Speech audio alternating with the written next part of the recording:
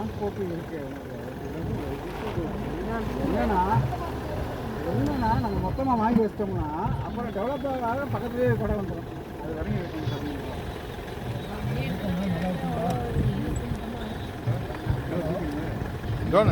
நான் தூக்கிறேன், நீங்கள் உட்காருங்க.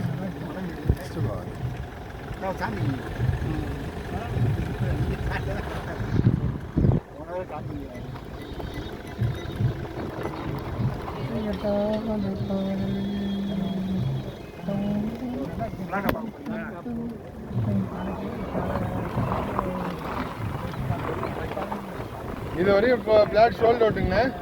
இந்த ரோடெலாம் ஃப்ளாட் இருக்குது. இந்த ரோடு ரைட்டில் ஃப்ளாட் இருக்குது உங்களுக்கு, சரிங்களா?